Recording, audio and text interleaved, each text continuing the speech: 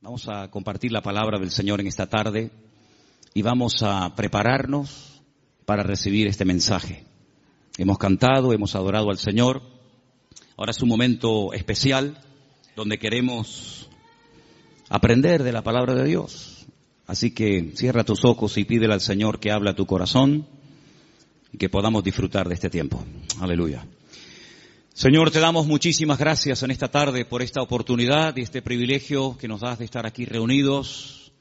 Gracias, Señor, porque hemos sentido tu presencia desde que esta tarde hemos entrado por esas puertas. Sabemos que tú estás en medio de nosotros. Quiero pedirte que tú bendigas esta palabra y que sea de bendición para todos y cada uno de nosotros, que podamos interiorizar estas verdades y que podamos, Señor, oír tu voz y aprender de ti. Te lo pedimos en esta tarde con todo el corazón, en el nombre de Jesús. Amén y amén. Quiero llevarles a Juan, capítulo 8. Después iremos un poquito más adelante. Concretamente quiero leerles el versículo 32. Los niños sí pueden pasar a sus clases, por favor, a las clases de la escuela dominical. Muy bien.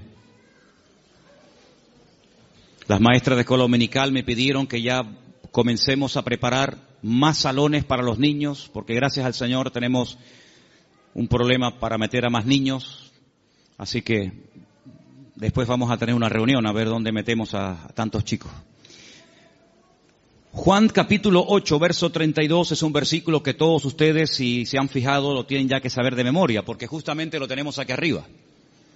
Conoceréis la verdad y la verdad os hará libres. ¿Lo decimos juntos? Conoceréis la verdad y la verdad os hará libres. Nos vamos a San Juan, capítulo 18, del versículo 36 en adelante. Juan 18, 36. Respondió Jesús: mi reino no es de este mundo. Si mi reino fuera de este mundo, mis servidores pelearían para que yo no fuera entregado a los judíos. Pero mi reino no es de este mundo. Le dijo entonces Pilato: ¿luego tú eres rey? Respondió Jesús: tú dices que yo soy rey. Yo para esto he nacido y para esto he venido al mundo, para dar testimonio a la verdad. Todo aquel que es de la verdad, oye mi voz. Escuchen la pregunta de Pilato ahora. Le dice Pilato: ¿qué es la verdad? Y cuando hubo dicho esto, salió otra vez a los judíos y les dijo: yo no hallo en él ningún delito. Qué pregunta tan interesante. ¿Qué es la verdad? ¿Dónde puedo encontrarla? Una autoridad romana haciéndole semejante pregunta al Señor Jesucristo. Desde el principio de los tiempos, si ustedes comienzan a leer la Biblia con detenimiento, se van a dar cuenta de que Dios siempre ha querido compartir verdades con el hombre. Dios siempre ha querido bendecir a la humanidad, siempre. Y todo lo que Dios ha ido enseñando y compartiendo y transmitiendo a lo largo de los tiempos es para que el hombre conozca las verdades, los principios de Dios, los principios del reino de Dios, a través de los cuales Dios se da a conocer y Dios se manifiesta y Dios opera en la vida de los seres humanos. Pero toda la verdad de Dios no fue revelada de golpe, sino que podemos decir en cierto sentido que la verdad de Dios, las verdades de Dios, fueron reveladas progresivamente. Adán no tenía todas las verdades, Abraham tampoco las tenía, ni David, sino que fue algo que Dios fue manifestando con el paso del tiempo. Ahora, hay un momento puntual en la historia en el cual Dios, a través de un hombre llamado Moisés, decide dar, permítame la palabra, un gran paquete de verdades para que él a su vez se las transmita al pueblo de Israel. Y ese paquete de verdades, ese montón de grandes enseñanzas e instrucciones verídicas de parte de Dios, la conocemos con el nombre de la Torá, o la ley de Moisés, el Humash, el Pentateuco, los primeros 5 libros de la Biblia.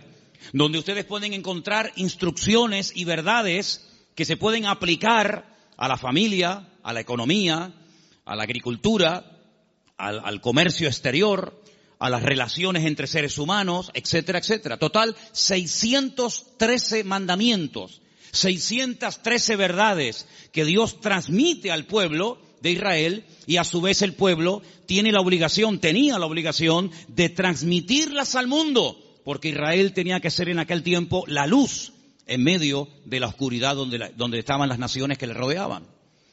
Pero sin embargo, cuando vamos al Nuevo Testamento, al Nuevo Pacto, encontramos que la verdad en sí misma, ese concepto que decimos, bueno, la verdad, ¿dónde está? ¿Se puede medir? ¿Se puede pesar? ¿Se puede enseñar?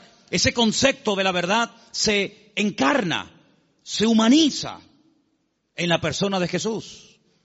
Él llega a decir un día en una conversación muy interesante que mantiene con sus discípulos, si la quieren conocer, está en Juan capítulo 14, donde él observa a sus discípulos después de haberles anunciado que se va a marchar, que tiene que volver a la presencia del Padre. Pues él dice que los nota tristes y les dice, miren, no se turben, no se preocupen, no se turbe vuestro corazón. Si creen en Dios, crean también en mí. En la casa de mi Padre muchas moradas hay. Si así no fuera, yo os lo hubiera dicho. Yo simplemente lo que voy a hacer es, voy a ir a preparar un lugar para que donde yo estoy, vosotros también estéis conmigo. Y ustedes saben a dónde voy, sabéis el camino. Y en ese momento le interrumpe un discípulo, Tomás, y le dice, Señor, no sabemos a dónde te vas. No tenemos ni idea de lo que nos estás diciendo. ¿Que te vas a dónde? Si no sabemos a dónde vas, ¿cómo vamos a saber el camino? Y es entonces cuando el Señor le responde ese versículo que todo creyente prácticamente sabe de memoria, aunque lleve 3 días leyendo la Biblia, Juan 14:6, que dice, yo soy el camino, yo soy la verdad y yo soy la vida. ¿Cuántos dicen amén? Un versículo realmente extraordinario. Ahora, hay 300, lo tengo aquí apuntado, 317 versículos en toda la Biblia donde aparece la palabra verdad. La palabra verdad aparece en el Antiguo Testamento, aparece en el Nuevo Testamento. Es el deseo de Dios que el hombre conozca la verdad. Y la palabra verdad en hebreo se pronuncia emet. Y vamos a ponerla ahí para que ustedes vean cómo se escribe en hebreo la palabra, porque quiero explicarles rápidamente algo muy interesante acerca de esta palabra. La palabra emet se forma con esas 3 letras. La letra, tienen que leer de izquierda a derecha, ¿sí? La alef, la letra men y la letra tav. La letra alef es la primera del alfabeto hebreo. La letra tav es la última y la letra men es la del centro. Y digamos que se hace como una especie de trípode, ¿verdad? Con esas 3 letras se forma la palabra verdad, y de esa palabra salen múltiples combinaciones de todas palabras relacionadas, entroncadas con la palabra verdad, todas, por cierto, muy interesantes. Ahora, déjenme que les comparta algo acerca de la verdad. Cuando vamos a la palabra de Dios, encontramos que todo lo que uno hace en la vida tiene efectos a corto y a largo plazo. Si tú robas algo de alguien, puede ser que termines en la cárcel porque alguien te denuncia. Si tú golpeas a una persona, puede ser que te denuncie y tengas que presentarte delante de un juez. Si tú compras un coche, puede ser que te salga bueno o te salga malo. Es decir, todo efecto, todo lo que hacemos en la vida puede tener efectos positivos o negativos. Si analizamos fríamente a la luz de la palabra de Dios, ¿qué es lo que produce en el hombre? ¿Qué efectos positivos produce en el hombre la verdad? Es increíble.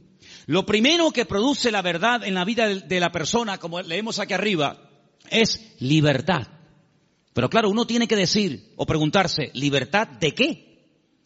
Cuando Jesús pronunció esta famosa frase, conoceréis la verdad y la verdad os hará libres, Él la pronunció en un contexto cultural y social completamente diferente al que tú y yo vivimos hoy en día. Porque aparentemente no existe esclavitud, pero en aquellos tiempos prácticamente el mundo entero, todo lo que era Europa, Asia y el norte de África, estaba dominado y controlado por un imperio terrible que era el Imperio Romano, donde la población romana, los que tenían la ciudadanía romana, era muy pequeña en relación con los que no tenían ciudadanía romana. Había millones y millones de seres humanos que estaban privados de libertad, es decir, eran esclavos.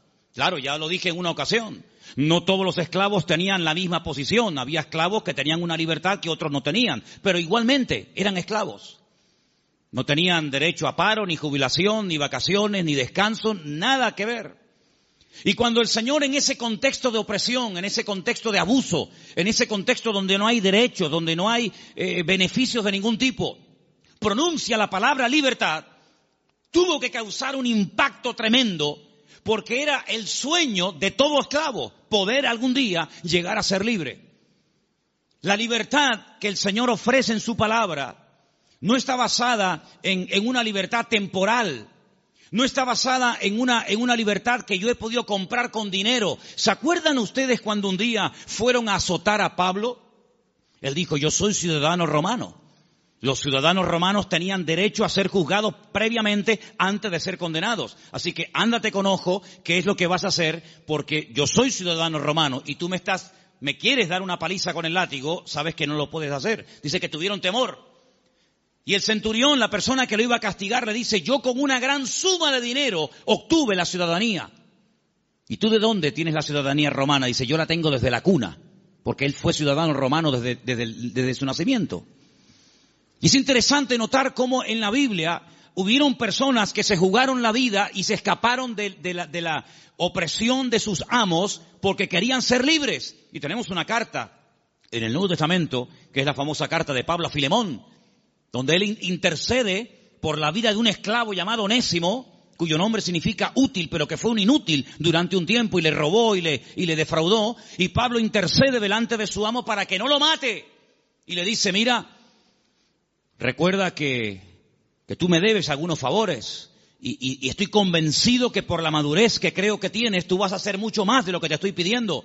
Y si algo te ha robado o si en algo te ha defraudado, ponlo a mi cuenta, dice el apóstol Pablo. Y en cierto sentido es como una metáfora, aunque fue un hecho real, es como una metáfora de lo que ha ocurrido en nuestra vida. Porque la Biblia dice que espiritualmente hablando, todos nosotros durante años de nuestra vida fuimos esclavos de nuestras pasiones y deseos, esclavos de complejos, esclavos de ataduras, esclavos en definitiva del pecado. Creíamos que éramos, y en el fondo éramos unos auténticos esclavos, o vivíamos para una sustancia que nos tenía atrapados y anulada completamente nuestra libertad y nuestro libre albedrío. Hasta que dice la Biblia que a través de la sangre de Jesucristo, que venció al diablo y rompió todas las ataduras en la cruz del Calvario, dice que Él compró nuestra libertad a precio de sangre. Y por eso Pablo, cuando le escribe, por ejemplo, a una iglesia en Galacia, le dice, hermanos, ahora que sois libres, sed maduros y no utilicéis la libertad como ocasión para la carne. Es decir, no paséis de la libertad al libertinaje, sino que la libertad que Dios os ha dado es para poder escoger y para poder discernir y para poder saber lo que os conviene y lo que no os conviene. La libertad viene a raíz de conocer la verdad. No hay libertad si uno no conoce la verdad. No hay peor tragedia en la vida que creer en una mentira creyendo que es una verdad. ¿Cuántas personas se inmolan cada día en el mundo y son capaces de explotarse y morir matando a otros seres humanos porque creen en la gran mentira de que si hacen eso inmediatamente llegarán al paraíso donde lo están esperando no sé cuántas mujeres vírgenes? Son personas sinceramente equivocadas, no son falsos, no son hipócritas, son personas que son capaces de dar la vida, pero por una gran mentira, creyendo que es la gran verdad de todos los tiempos. ¿Cuántas personas se han equivocado de camino, espiritualmente hablando? Como dice el proverbio, hay caminos que al hombre le parecen derechos, pero son caminos de muerte. En otras palabras, no hay libertad hasta que verdaderamente tú conozcas la verdad. Y cuando conoces la verdad, tienes paz, tienes seguridad, no tienes temor de nada ni de nadie. Porque la verdad te hace libre, la verdad te hace dormir tranquilo, la verdad te quita todo temor al hombre, todo temor al día de mañana, todo temor a lo que te hagan o te digan, porque la libertad gloriosa de los hijos de Dios está basada, está fundamentada en un hecho, y es en la verdad de la palabra de Dios. ¿Cuántos dicen amén? Vamos a leer un salmo. Salmo 86, versículo 11. Escuchémoslo.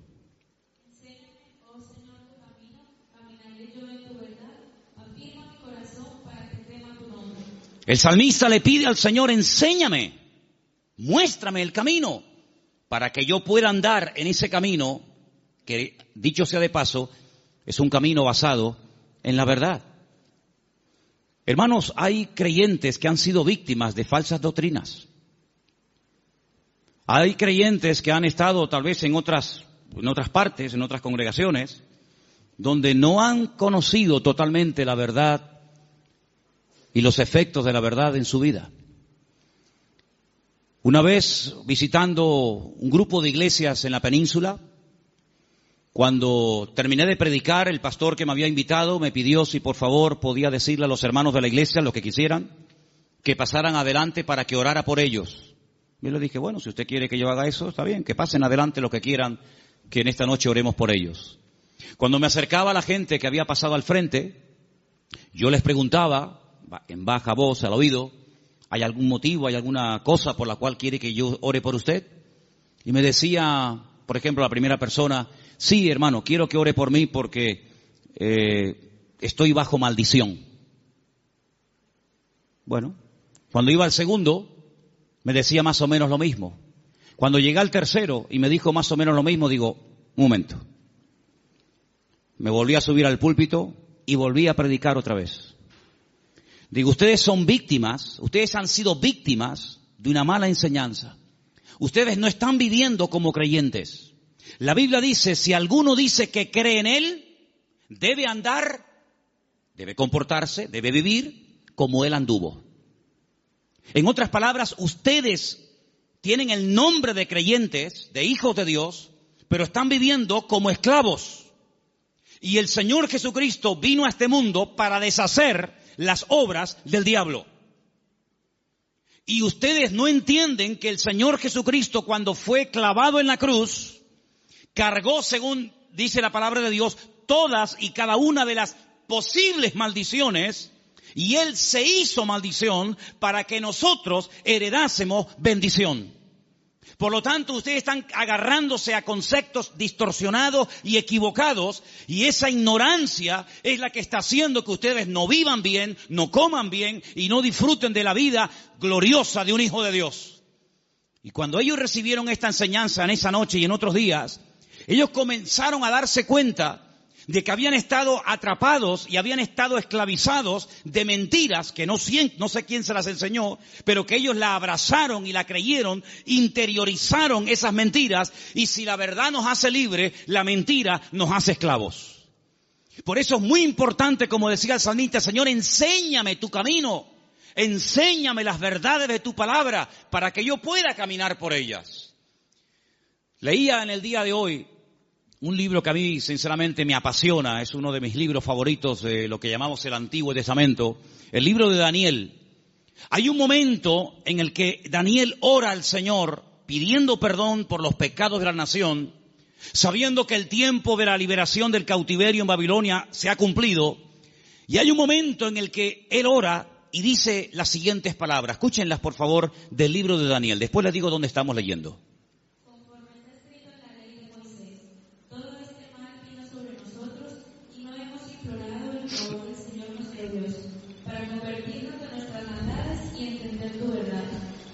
Daniel le dice al pueblo, la razón por la que nuestro templo fue destruido, la razón por la que miles de personas perdieron la vida y la ciudad está totalmente convertida en un montón de escombros, es porque no creímos, ni practicamos, ni vivimos según las verdades de Dios. De todos los profetas que había en aquel momento en Jerusalén profetizando, solamente había uno que decía la verdad. Todos los demás le decían a la gente lo que la gente quería oír. Había momentos en los que los profetas llegaban y decían, no tengan ningún temor. La ciudad de Jerusalén es indestructible. Es la ciudad del gran rey. donde Él ha depositado y puesto su gloria y su presencia. Por lo tanto, ¿qué nación va a ser capaz de venir a Jerusalén y destruirla y quemar la casa de Dios? Olvídense de eso. Lo que Jeremías os predica es falso, es mentira. La ciudad de Jerusalén nunca va a ser tomada ni destruida por el rey Nabucodonosor. Sin embargo, el profeta Jeremías le decía, la ciudad de Jerusalén sería indestructible y el templo sería inviolable siempre y cuando viviéramos en santidad y viviéramos en orden. Pero no lo estamos haciendo. La ciudad se ha llenado de idolatría. El pueblo se ha corrompido.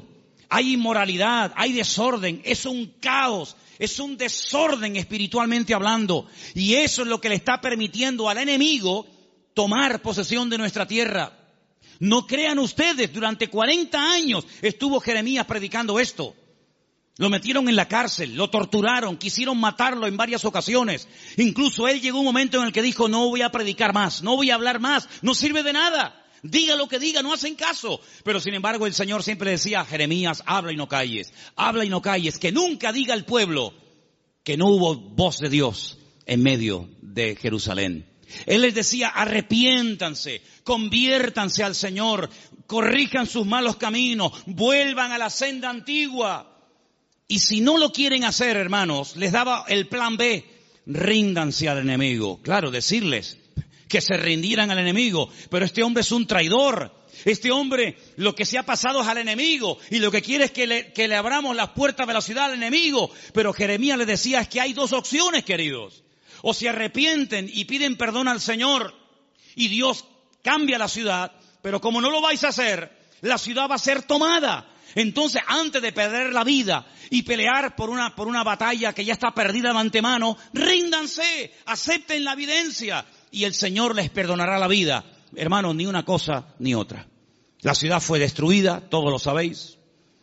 El templo fue quemado, los tesoros del templo fueron llevados a Babilonia.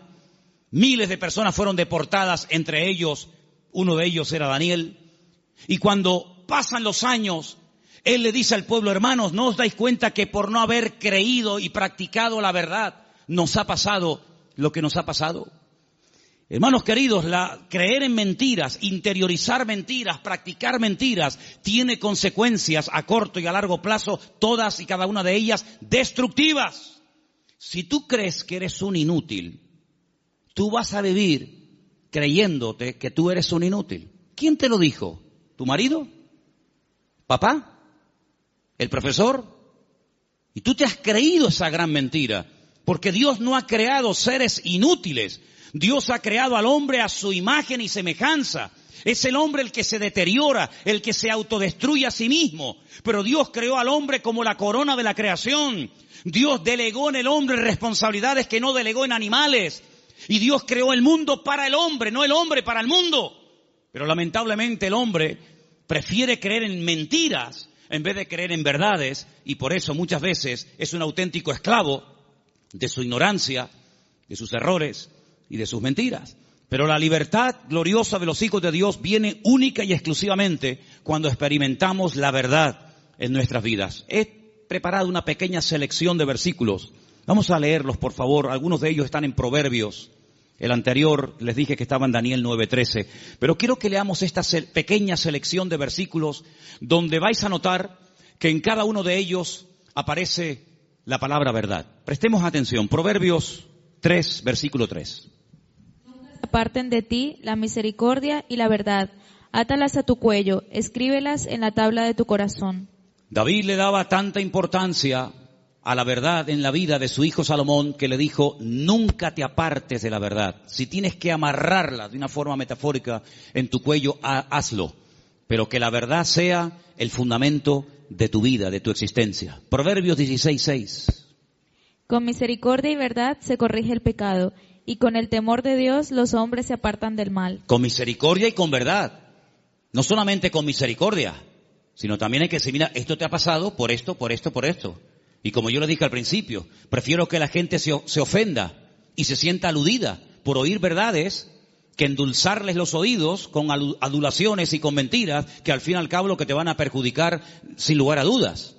Por lo tanto, si hay algo en nuestra vida que tiene que ser corregido, no va a ser corregido con adulaciones. No pasa nada, no te preocupes. No, es que le acabo de pegar una paliza a mi mujer. No pasa nada, seguramente se lo merecía. ¿Cómo? ¿Tú qué dices? No, es que acabo de robar en la tienda. Bueno, seguramente no tenías para comer y claro, lógicamente tenías que robar. No. Las iglesias, por lo menos esta, no se abrió en su día para decirle a la gente lo que en el fondo le gustaría oír. Esta iglesia se abrió y se mantendrá abierta hasta que Dios quiera para predicar verdades, aunque duelan, aunque sean contrarias a lo que dice el mundo. Pero la verdad te hará libre y lo que queremos es que la gente que venga aquí sean libres de sus ataduras, de sus complejos y de cualquier otra historia que les esté haciendo daño. Por lo tanto, la verdad es la que va a corregir nuestra vida. Ahora, si tú buscas la verdad, dijo Séneca, corres el riesgo de encontrarla. Si buscas la verdad, puede ser que la encuentres y tendrás que hacer un ajuste entre tu creencia, entre tu doctrina, tu opinión personal y la verdad revelada de Dios. ¿Estás dispuesto a adaptarte a la verdad de Dios? Sigamos. Proverbios 28:20. El hombre de verdad tendrá muchas bendiciones, mas el que se apresura a enriquecerse no será sin culpa. Ese versículo es buenísimo. ¿Lo oíste? El hombre de verdad tendrá muchas, ¿qué? Bendiciones. ¿Quieres ser un hombre bendecido? ¿Cuántos quieren ser un hombre bendecido? Pues tienes que creer, interiorizar y practicar muchas verdades. Y cada una de ellas traerá una bendición para tu vida, sin lugar a dudas. Nos vamos a la carta de Pablo a los Gálatas, capítulo 2, verso 14. Y dice así.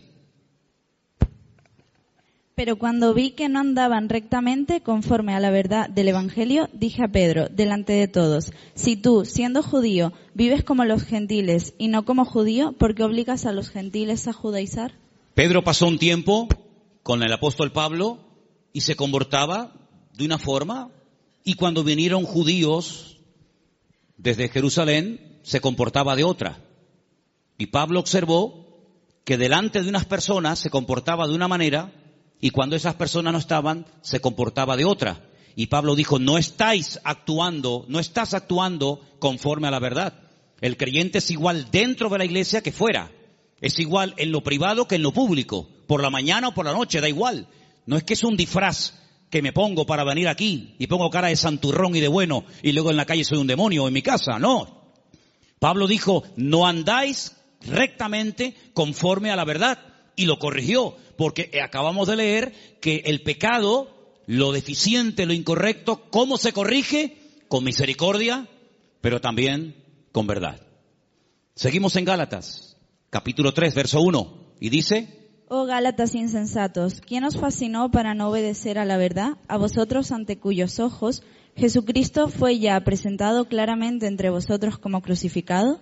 Hay un momento en el que entran en la congregación personas que comienzan a enseñar cosas diferentes a las que aprendieron a través del apóstol Pablo, fundador de la iglesia. Le llega la noticia al apóstol Pablo y les escribe una carta y les dice, pero ¿por qué no estáis obedeciendo a la verdad? Luego, la verdad no es simplemente para decir estoy de acuerdo con ella, sino es para obedecerla. Es decir, por eso dije antes, no me diga amén y después hace otra cosa. Porque el daño se lo va a hacer usted. A mí no me va a producir ningún daño. El que usted diga a una cosa que yo predico amén y que luego no la practique, a mí no me va a perjudicar lo más mínimo. Pero cuando usted le manda al cerebro una orden, cuando el cerebro con su boca oye una cosa, usted con su boca dice una cosa, pero luego hace otra, está demostrado científicamente, créame esto, hermano. Cuando usted con sus palabras dice una cosa, pero hace otra, usted está enfermando su mente. ¿Qué le parece? Últimamente se han hecho experimentos en este sentido y se han preguntado muchos médicos y muchos doctores y muchos científicos, ¿cómo es posible que haya gente que aparentemente le tiene que ir bien en la vida, que tienen buenos trabajos, buenos coches, buena ropa, buena casa, etcétera, etcétera, y están como perturbados, están como hay un conflicto en su mente? Y llegaron a la conclusión de que cuando una persona con la boca dice una cosa, pero luego hace otra, está envenenando su cerebro. Así que mejor es estar con la boca cerrada que decir estoy de acuerdo, amén, voy a hacer esto, y luego estás haciendo todo lo contrario, te estás perjudicando. Así es que el apóstol Pablo dice, ¿por qué no estáis obedeciendo a la verdad? Porque la verdad no es para que digáis, ay, qué bonita. La verdad es para obedecerla. Y cuando se interioriza y se obedece a la verdad, automáticamente trae el fruto de paz, de seguridad, de libertad, etcétera, etcétera. Vamos a 2 de Timoteo 2:15. Otro texto, por cierto, muy interesante, que dice así. Procura con diligencia presentarte a Dios aprobado, como obrero que no tiene de qué avergonzarse, que usa bien la palabra de verdad. Que usa bien. Hay gente que conoce la palabra, pero la tergiversan, la manipulan, quitan parte del versículo o añaden cosas que no dice la Escritura. Y te dice, oye, ¿cómo saben esta gente la palabra? ¿Cómo la conocen? No, la manipulan. Y uno de los peores pecados que podemos hacer es amañar, manipular la Escritura para enseñar medias verdades. Yo dije en una ocasión, y lo vuelvo a repetir hoy, que cuando en la vida de un creyente viene una enseñanza, un mensaje que está basado en mentiras, automáticamente la persona, por la experiencia, por el discernimiento espiritual o por el conocimiento, aunque sea mínimo, de la Escritura, automáticamente lo descarta, porque dice, eso no es verdad, eso es mentira. Si una persona viene y te da un mensaje basado puramente en la verdad, todo es verdad desde el principio hasta el final, no hay ningún problema, no hay que cuestionar nada, porque reconoces que es la verdad. El problema está cuando se mezclan verdades con mentiras. Y hay que tener mucho discernimiento espiritual, mucha experiencia y mucho conocimiento de la palabra para saber dónde cortar, dónde separar la verdad de la mentira. Hermanos, el Señor Jesucristo dijo una vez a los discípulos y por lo tanto a todos y a cada uno de nosotros en el día de hoy, os conviene que yo me vaya, porque si yo no me fuese, el Consolador no vendría. Pero si yo me voy, yo le rogaré a mi Padre para que os envíe el Consolador para que esté con vosotros para siempre. Es decir, que lo que ustedes pueden entender que es una desgracia y una tragedia, va a ser un beneficio para vosotros. Porque si yo no me voy, ninguno de vosotros podría tener el espíritu que yo he tenido durante estos años de mi vida. Pero yo lo enviaré, yo le rogaré al Padre para que os envíe al Consolador y esté con vosotros para siempre. Y dice, Él tomará de lo mío y Él os lo hará saber. Número 2, Él os recordará todas las cosas que yo os he enseñado. Número 3, Él convencerá al mundo de pecado, de justicia y de juicio. Y dice algo muy interesante y lo he dejado para el final. Y Él os guiará a toda la verdad. ¿Cuántos dicen amén? La verdad no es una lotería que unos la descubrieron y otros tantos nunca supieron cuál era. La verdad tiene nombre y se humanó y se encarnó en la figura de nuestro Señor Jesucristo. Por eso Él declaró categóricamente, yo soy el camino, la verdad y la vida. Pero el versículo no termina ahí. El versículo añade la siguiente frase, y nadie va a ir al Padre sino solamente a través de mí. ¿Cuántos dicen amén? Jesús no es una verdad. Bueno, hubieron muchas verdades y Jesús vino a enseñar otra gran verdad. No, Jesús es la verdad, con mayúscula y subrayado. No hay 1000 verdades y cada uno escoge la suya. No, Señor. Hay una verdad revelada en la palabra, manifestada en la persona de Jesucristo. Y si prestaron ustedes atención a la lectura que esta tarde se leía, hay un momento en el que en el discurso de Pablo, que se leyó esta tarde en el Areópago en Grecia, él dijo, hay un momento en el que Dios pasó por alto la ignorancia de las naciones. Pero Dios ha establecido que a través de su Hijo, el que a Él ha escogido, algún día, cuando Él lo tenga determinado, juzgará a todas las naciones de la tierra y por aquel varón que Él levantó y constituyó, juzgará a todas las naciones de la tierra. Es decir, hay un momento en el que pudimos ser ignorantes, pero ya no somos ignorantes, ni queremos seguir siendo ignorantes. ¿Amén, hermanos? Ahora queremos aprender las verdades. Y puede ser que cuando descubramos ciertas y determinadas verdades, nos demos cuenta, como a mí me pasó, que los hombres me engañaron. Porque los hombres me enseñaron cosas que no eran verdades, pero me las enseñaron como si fueran verdades. Y yo las creí. Y por eso no podía vivir una vida de libertad, de paz, de victoria, de bendición. Porque la mentira, la ignorancia, no es la respuesta. La respuesta y lo que Dios quiere para la vida de todos y cada uno de nosotros es que conozcamos la verdad. Y la verdad se puede conocer y experimentar y vivir, y es la persona de Jesucristo. ¿Cuántos dicen amén? Quiero que leamos un versículo más. Isaías 26:2. Porque ahí la palabra verdad, emet, aparece en plural. Y me llamó mucho la atención. Y quiero que escuchen este texto, por favor. Isaías 26:2. Abrid las puertas y entrará la gente justa, guardadora de verdades. Guardadora de verdades. Isaías 26:2. Emet es verdad, emunim es verdades. Hay una gran verdad que Dios reveló a través de Jesús, y es que el hombre es pecador. Por más que intente, no puede tener comunión con un Dios santo. Pero Dios envió a su Hijo unigénito al mundo para que todo aquel que crea en Él no se pierda, mas tenga vida eterna. Esa es la gran verdad. Que hay un Salvador, que se puede restaurar la relación del hombre con Dios, que el hombre puede salvarse de la condenación, que el hombre puede volver a tener comunión con su Creador y su Diseñador. Esa es la gran verdad. Pero luego, en torno a esa gran verdad, giran muchas verdades. Y en los próximos domingos voy a compartir con vosotros varias de esas verdades en plural. Hoy quiero terminar este mensaje acerca de la verdad con 3 verdades. La primera, la que hemos mencionado recién, Juan 14:6.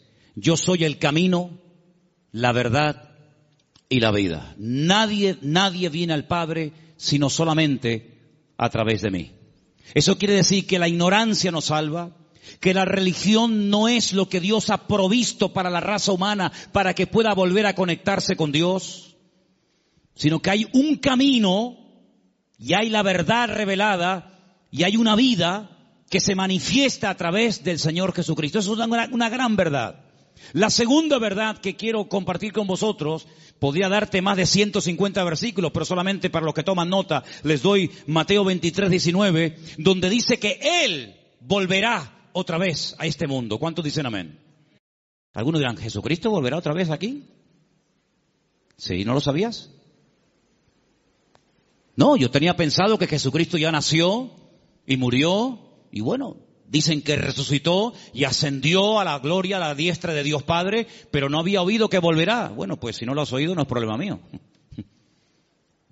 Pero la Biblia dice en más de 150 ocasiones que Él volverá.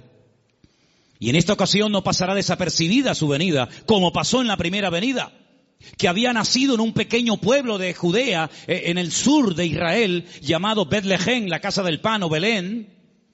Y en ese pueblo hay una montaña que se puede visitar hoy en día, donde había porque tenía muchos, uno de los muchos palacios del rey Herodes, y el rey Herodes ni siquiera se había dado cuenta de que esa noche había nacido el Mesías al lado de su casa. Y de repente vienen unos señores de lejanas tierras haciendo una pregunta muy interesante. ¿Dónde está el rey de los judíos? Porque su estrella hemos visto en el oriente y venimos a adorarle. Y le están hablando a un rey, pero que realmente es un títere. No es el verdadero rey, no es de la línea genealógica de la casa de David, de la tribu de Judá. Es un rey que han puesto los romanos. Es un muñeco de quita y pon. Y por eso ellos se atreven a preguntarle al rey, entre comillas, de los judíos, ¿dónde está el rey de los judíos? Porque venimos a adorarle. Y ustedes ven que esos hombres, me da igual si eran 3, 20 o 40, no se postraron ante Herodes y lo adoraron y le abrieron sus tesoros, porque ellos sabían que ese no era. Y Herodes no lo sabía. Y tiene que mandar a llamar a los escribas y fariseos, los que estudiaban la Escritura y hacían las copias de la Escritura, para preguntarle, oye, ¿qué dice la Biblia acerca del Mesías? ¿Dónde tiene que nacer? Ya en aquel tiempo ya se había escrito dónde había que nacer. Si se lo hubieran preguntado no sé, por ejemplo, a Abraham o a cualquier otro personaje, no te hubiera dado respuesta. Pero en aquel momento ya estaba escrito en el libro del profeta Miqueas que Jesús, que el Mesías, Yeshua, tenía que nacer en Belén de Judea. Eso es una gran verdad. Pero una gran verdad también es que Él mismo dijo, me voy, pero volveré otra vez. Y la Biblia dice que tenemos que estar velando y orando porque no sabemos ni el día ni la hora, pero que volverá, volverá. Y cuando vuelva, todo ojo le verá, toda rodilla se doblará y todo el mundo se pondrá de rodillas y confesará que Él es el Señor para gloria de Dios Padre. Y no será algo que dice, bueno, ¿habrá venido? ¿No habrá venido? ¿Dónde está? Hermanos, será algo que va a tener un impacto a nivel mundial. Probablemente para algunos esto les suene a chino, esto les suene a algo como ciencia ficción, pero esto no es un cuento ni un mito, esto es palabra de Dios. Jesucristo viene y viene muy pronto. ¿Cuántos dicen amén? Y esa es una de las grandes verdades que no tenemos que olvidar. Y hermanos, estamos más cerca que nunca de la venida del Señor. Y hay cientos de señales y cientos de información, de datos que nos indican cuánto tiempo falta para venir. Y uno que se menciona muy poco, prácticamente nadie lo menciona, pero yo quiero mencionarlo esta tarde, es que dice el Señor que antes de que Él venga, vendría un tiempo de prueba a todas las naciones de la tierra. Pero también dice la promesa, pero si ustedes guardan mi palabra y no niegan mi nombre, yo les guardaré de la hora de prueba que ha de venir sobre todos los habitantes de la tierra. Y estamos viendo naciones tremendamente ricas que están en la más absoluta miseria. Y estamos viendo naciones que dicen, ¿cómo es posible que esto pueda ocurrir en tal lugar y en este momento? Hermanos, la hora de la prueba ha venido y ha comenzado. No habrá ni una sola nación de la tierra que no vaya a ser sacudida antes del retorno de nuestro Señor Jesucristo. Algunos miran a Estados Unidos como si fuera el paraíso terrenal. Antes de ayer me llamó un hermano de Estados Unidos, el hermano Adán. ¿Está ahora ahí? ¿Nos está viendo Adán? Ahora no. El hermano Adán es un hermano del Salvador que vive en California. Y de vez en cuando me llama y hablamos y me dice, si por casualidad gana el señor Trump en Estados Unidos, él ha dicho que no solamente tiene intención de echar a patadas a todos los latinos de Estados Unidos, sino a los hijos nacidos en territorio americano de padres latinos. Ahora resulta que se jugaron la vida muchos hermanos y personas veían a Estados Unidos como decir, no, vámonos para allá y mira tú por dónde, que a lo mejor, no lo sé, dentro de un año, a todos los latinos los meten en un barco y los echan cada uno a su tierra. Y entonces yo le diré a más de uno, te lo dije, la salvación no se llama USA, la salvación se llama Jesucristo. Me escriben todos los días de Venezuela, todos los días me mandan correos, pidiéndome ayuda, pidiéndome auxilio, que quieren salir por la frontera de Colombia, que quieren salir por no sé qué sitio. Y yo a todos les digo lo mismo. Digo, hermanos, en Venezuela hay iglesias de miles y miles de miembros que no hay en España. En Venezuela hay millones de creyentes, cosa que en España no hay. Es mucho más fácil que un venezolano se convierta que un español en España se convierta. Ustedes han experimentado avivamientos tremendos. Mi padre fue torero y toreó en el nuevo circo de Caracas. Hoy en día la plaza del Nuevo Circo en Caracas es una iglesia evangélica. Aquí jamás hemos visto una plaza de toros llena de creyentes. Bueno, hace unos años hicimos unos cultos aquí en la plaza de toros, pero lógicamente no se llenó. Pero siempre le digo a todo el mundo, Dios, ¿dónde es más poderoso? ¿Dónde Dios tiene más poder? ¿Dónde Dios actúa más poderosamente? ¿Dónde es más grande? ¿En Corea? ¿Dónde está la iglesia más grande del mundo? ¿Más de 1,5 millones de habitantes, de miembros? ¿En Estados Unidos?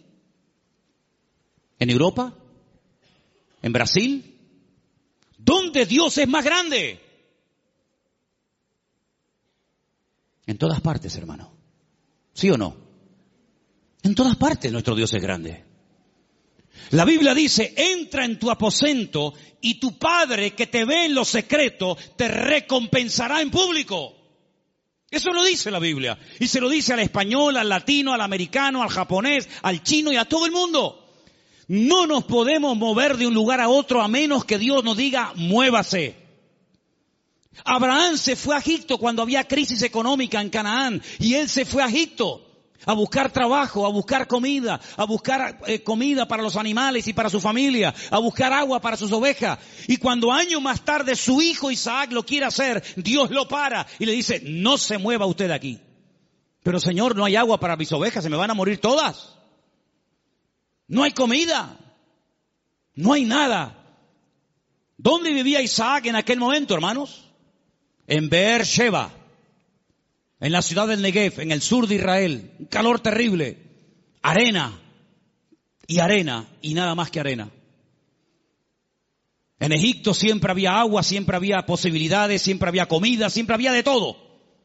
Y el Señor le dice a Isaac, este año tienes que sembrar tu semilla en medio del desierto. Yo no sé si hay aquí algún agricultor, alguien que entienda de campo, pero si usted siembra semillas en el desierto, me da la impresión de que no va a cosechar una buena cosecha. No sé, me da la impresión de que no. Pues dice la Biblia que al año siguiente, cuando llegó el tiempo de la cosecha, Isaac cosechó a 100 por 1. Es decir, siembro una semilla y recojo 100 por cada una que he sembrado. Una desproporción increíble. Los filisteos vinieron y le dijeron, queremos hacer un pacto contigo. Y le dice Isaac, ¿ahora quieren hacer un pacto conmigo? Primero me echan, me amargan la vida y ahora quieren hacer un pacto conmigo. Pero es que la bendición de Dios siempre despierta envidia. Y los filisteos se dieron cuenta de que los pozos que él había heredado de su padre, estos por un acto de maldad le tiraban tierra y piedras y lo querían taponar, pero sin embargo abrían otro lugar y descubría agua y en otro y en otro. Y era imposible frenar y era imposible impedir que la bendición de Dios estuviera con Isaac. Y por eso ellos tienen que reconocer que este hombre tiene que tener la bendición de Dios, porque no es normal, es antinatural que un hombre siembre semillas en el desierto y tenga más cosecha que nosotros que hemos sembrado en buena tierra. Esto no es normal, esto no tiene lógica ninguna. Es que las cosas de Dios muchas veces no tienen lógica, es cuestión de fe, porque andamos por fe y no por vista. ¿Cuántos dicen amén? Entonces, hermanos, la gran verdad de todo esto, ¿cuál es? Busquen a Dios. Busquen a Dios donde quiera que se encuentren. Me da igual si es en Egipto, me da igual si es en Venezuela, me da igual si es en África, me da igual. Nosotros hemos ido a África unas cuantas veces, Armando lo sabe, y Luis también que vino conmigo. Y hemos visto hermanos en África que tal vez materialmente no tienen ni la 10ª parte de lo que tú y yo tenemos hoy por hoy. Pero la bendición que esa gente tiene en el Señor, jamás en mi vida la he visto en este país, a pesar de que somos del primer mundo. Porque muchas veces confundimos el tener con ser.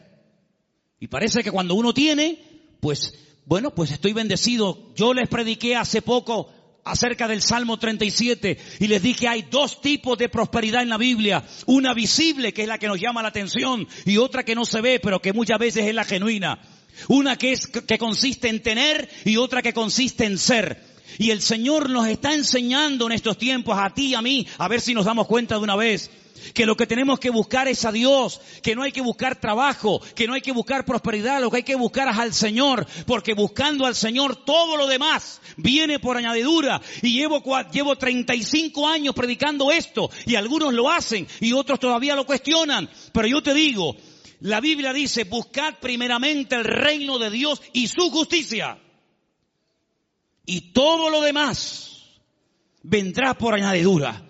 Y uno dice, bueno, y si yo quiero estudiar y saber qué es todo lo demás, el mismo pasaje te lo dice. Jesús se para con sus discípulos y le dice, vamos a ver, la gente del mundo que busca sinceramente, la gente que no se congrega, ¿qué es lo que buscan? Bueno, pues buscan un buen trabajo para tener una buena casa, un buen coche si puede ser, buena ropa, poder viajar y tener vacaciones y si me puedo comprar el ordenador de último modelo me lo compro y si puedo. Esa es la meta de la gente del mundo, tener cosas a través de su esfuerzo de trabajo. Muy bien. Dice, pero vosotros no podéis vivir así. Ustedes lo que tienen que hacer es no preocuparse por qué voy a comer mañana. No preocuparse por lo que me voy a poner mañana de ropa. Ese estilo de vida es el estilo de vida de los gentiles, de los que no me conocen a mí. ¿Es que acaso ustedes no se dan cuenta que los pájaros no siembran ni guardan en graneros? ¿Y vuestro Padre Celestial los alimenta?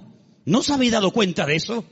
Todo lo que Dios pone a nuestro alrededor es una enseñanza objetiva. Si no lo ves a Dios en el amanecer, lo ves en el atardecer. Si no en la luna llena o en la luna menguante. O lo ves en el canto del pájaro, en la ola. O en todas partes puedes ver a Dios si lo quieres ver. Si no lo quieres ver, no lo vas a ver a medio centímetro de tu cuerpo. Por lo tanto, el Señor dice, mire, los pájaros no siembran ni ciegan y Dios los alimenta. ¿Cuánto más a vosotros, hombres de poca fe? ¿Qué reprimenda les está echando el Señor? ¿Qué te crees, que por trabajar más vas a ganar más? Tú vas a ganar lo que Dios quiere que ganes. Ni un centavo más, ni un centavo menos. Ya es tiempo de dejarle a Dios que organice nuestro tiempo, que organice nuestro presente, que organice nuestro futuro. Es tiempo de que te comportes como un cristiano. Y un cristiano depende del Señor absolutamente para todo. Desde el aire que respira, desde el agua que toma, de la comida que come, absolutamente para todo. Para que Dios sea glorificado en cada una de las cosas. Esa es la vida que Cristo nos enseña. Y por eso muchas veces me han preguntado, Manolo, ¿por qué en la Biblia se veía tantos milagros con los cristianos? Y hoy en día apenas se ven milagros. Digo, claro, es lógico, hermano. ¿Cómo eran los cristianos del siglo I? Abnegados. Lo primero era la obra de Dios. Dice el libro de los Hechos. Yo no lo he escrito, por eso tengo toda la libertad del mundo para decir esto. Porque si yo lo hubiera escrito, parece que como que estoy defendiendo mis argumentos. Y yo estoy aquí arriba esta tarde defendiendo los argumentos de la palabra de Dios, no los míos. Y dice la Biblia que en la iglesia primitiva no había necesitados. No había hermanos con necesidad económica, ni uno. ¿Y qué hacían? ¿Qué hacían? ¿Cómo se lo montaba esa gente?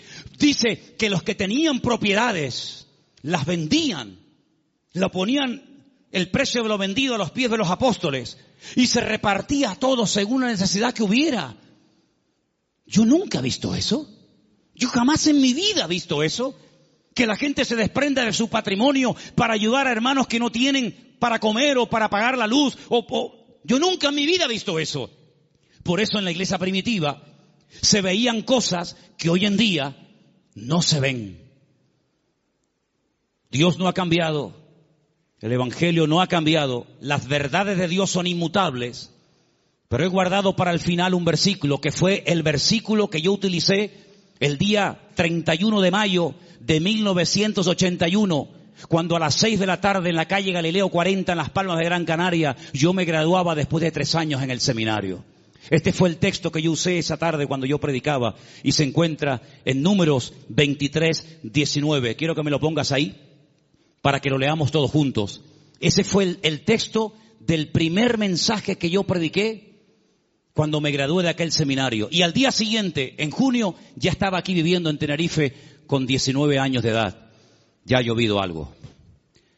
Dios no es hombre para que mienta, ni hijo de hombre para que se arrepienta.